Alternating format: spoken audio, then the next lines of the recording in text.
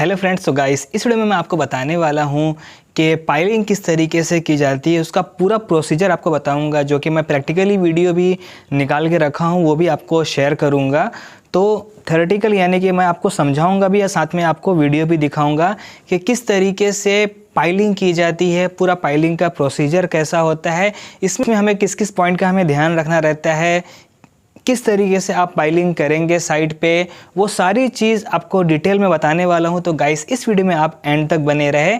अगर आप फ्रेशर है यानी कि अगर अभी तक आपने पाइलिंग कभी नहीं किए हैं, लेकिन अगर आप इस वीडियो को अच्छी तरीके से देख लेंगे तो आपको एक कॉन्फिडेंस आ जाएगा। आपसे अगर कोई भी क्वेश्चन करता है पाइल के रिलेटेड तो आप उसका आंसर कर पाएंगे। तो मैं आपको बता दूं कि पाइलिंग क्यों की जाती है। अगर कोई भी आपको स्ट्रक्चर खड़ा करना है किसी जगह पे और उस स्ट्रक्चर का जो लोड है और सॉइल बेयरिंग कैपेसिटी है वो उसको बेयर नहीं कर पाएगी, तो उस जगह पे पाइलिंग की जाती है। और फिर ये भी कंडीशन आती है कि अगर आपका तीनों तरफ से या चारों तरफ से कोई बिल्डिंग है या कोई स्ट्रक्चर है ऑलरेडी और आपको अगर बीच में काम करना है तो अगर आपकी सॉइल बेयरिंग कैपेसिटी भी अच्छी है, लेकिन अगर आप उसको ओपन फुटिंग करते हैं यानी पूरा एक्सकवेट करके अगर फुटिंग को निकालते हैं तो ये बहुत ज़्यादा डेंजरस हो जाता है। क्योंकि अगर आप एक्सकवेट करेंगे तो साइड से बिल्डिंग जो भी रहेगी या जो भी स्ट्रक्चर रहेगा उसको कोलैप्स होने का, गिरने का चांसेस बढ़ जाता है। इसके लिए वो भी नहीं करते हैं। अगर वो करना है तो उसके चारों तरफ आपको जो है ना शोर पाइल करना पड़ता है। तो इस तरीके से आप ओपन फिटिंग कर सकते हैं। और दूसरा जो एक तरीका है वो है डायरेक्टली पाइल का। अगर आप डायरेक्टली पाइल करते हैं तो आपको शोर पाइल करने की भी ज़रूरत नहीं पड़ेगी। तो अब मैं आपको बता दूं कि पाइल की डेप्थ किस तरीके से डिसाइड होती है। तो क्या होता है कि जिस लोकेशन पे आपको स्ट्रक्चर खड़ा करना है, चाहे वो आपका ब्रिज हो या फिर मल्टी स्टोर्ड बिल्डिंग हो, तो वहाँ का सबसे पहले जियोलॉजिकल कंडीशन देखा जाता है। तो उसको कोर कटिंग के ज़रिए उसका कोर निकाला जाता है, पूरा सरफेस लेवल से लेके पूरा रॉक, हार्ड रॉक तक, बसाल्ट रॉक तक हमें इसका सैंपल निकाला जाता है। और वहाँ से डिसाइड होता है कि आपका जो सॉइल है, एग्जिस्टिंग सॉइल है जहाँ पे आप स्ट्रक्चर खड़ा करने वाले हो, उसका सॉइल कंडीशन कैसा है। यानी कि लूज सॉइल है, हार्ड सॉइल है, मुरुम आ गया, फिर हार्ड रॉक आ गया, बसाल्ट रॉक आ गया, वो सारी चीज़ उस रिपोर्ट में हमको दे दी जाती है। और वो रिपोर्ट जाता है स्ट्रक्चर वाले के पास, जो कि वो डिसाइड करता है कि आपको कितने डेप्थ तक पाइल करनी पड़ेगी अगर आपको ये स्ट्रक्चर खड़ा करना है। तो जो फिजिबल होता है वो ये होता है कि जहाँ से आपका हार्ड रॉक मिल रहा है यानी कि बसाल्ट रॉक मिल रहा है, उसके बाद जो भी डायमीटर का आपका जो पाइल डिसाइड होएगा उसका आपको 2.5 टाइम ऑफ डी हमको और डेप्थ जाना रहता है, जो कि उसको हम सॉकेटिंग लेंथ बोलते हैं। रॉक के अंदर भी आपका जो पाइल का जो एंकरेज है वो अच्छी तरीके से होना चाहिए, तो आपको अच्छी तरीके से स्टेबिलिटी मिलेगी इस स्ट्रक्चर को। तो ये वेरी करता है लोड के हिसाब से। अगर आप उसको 1D भी ले सकते हैं, 1.5 टाइम ऑफ डी भी ले सकते हैं, 2D भी ले सकते हैं और 2.5 टाइम ऑफ डी भी ले सकते हैं। ये हमको स्ट्रक्चर वाला डिसाइड करके देता है कि आपको लोड के हिसाब से कितना आपको बसाल्ट रॉक में, हार्ड रॉक में अंदर तक जाना है पाइल को। पाइलिंग जो है वो आपके स्ट्रक्चर के हिसाब से, उसके लोड के हिसाब से उसका डायमीटर सेलेक्ट किया जाता है, जो कि वो वेरी करता है। 500 mm का डायमीटर भी रहता है, 600 mm का डायमीटर भी रहता है, 700 का भी रहता है।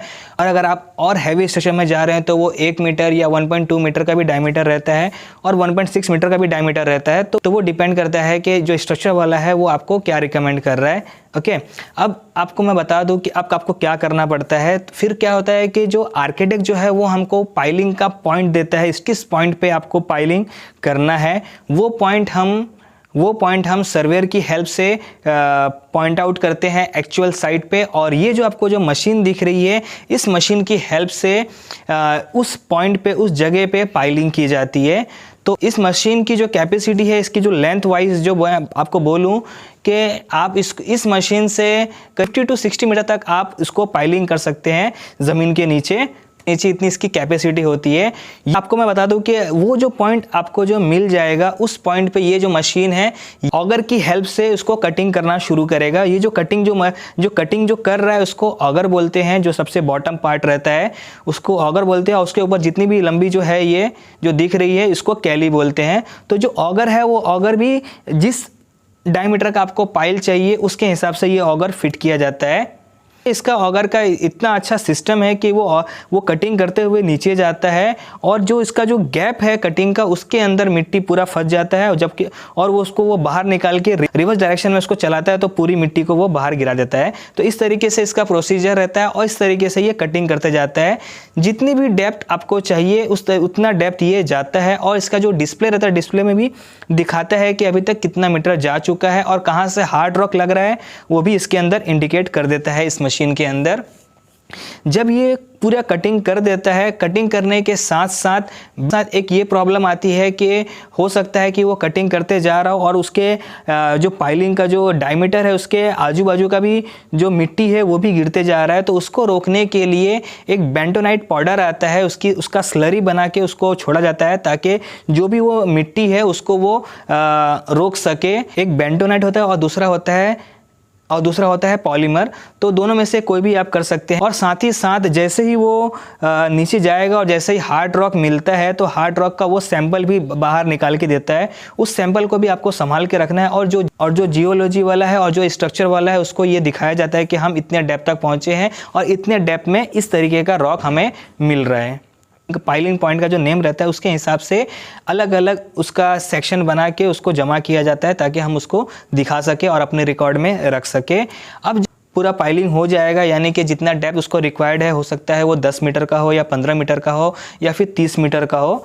वो होने के बाद ये जो आप देख रहे हैं इसको बोलते हैं लाइनर। एक होता है परमानेंट लाइनर और दूसरा होता है टेम्परेरी लाइनर।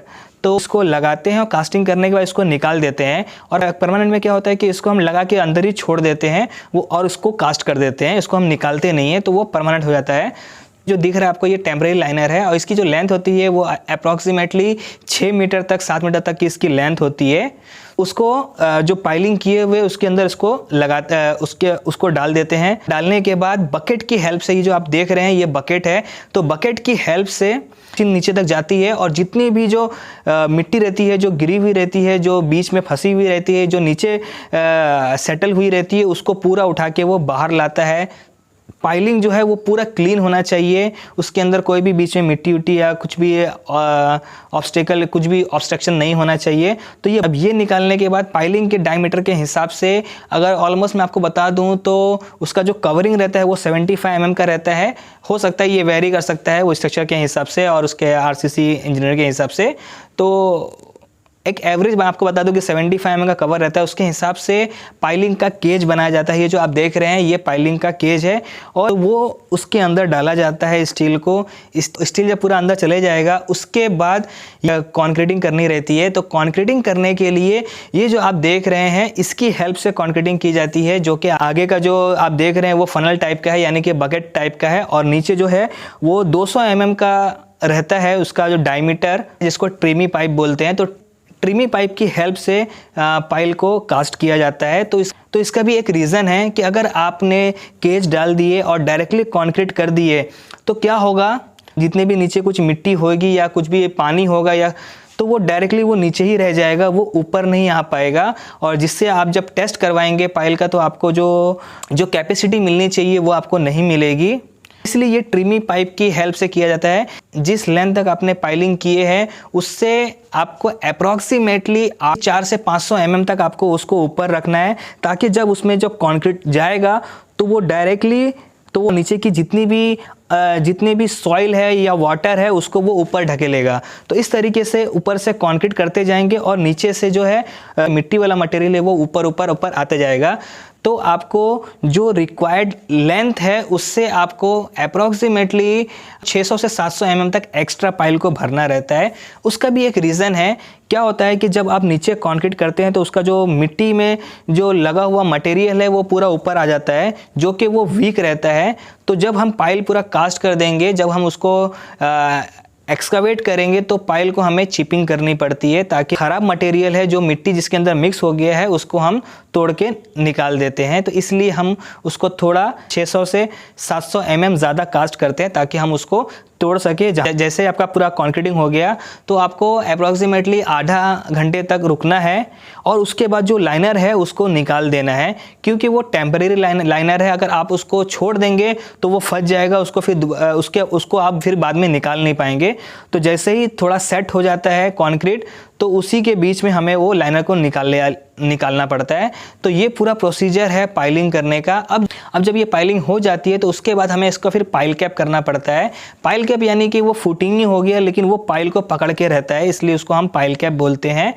तो वो डिपेंड करता है कि आपका जो स्ट्रक्चर के हिसाब से वो 2 ग्रुप ऑफ पाइल भी हो सकता है, 3 ग्रुप ऑफ पाइल भी हो सकता है, 4 ग्रुप ऑफ पाइल भी हो सकता है, या फिर अगर आपका बड़ा स्ट्रक्चर हुआ या फिर आपका ब्रिज हुआ तो वो 10 ग्रुप या 12 ग्रुप ऑफ पाइल भी हो सकता है।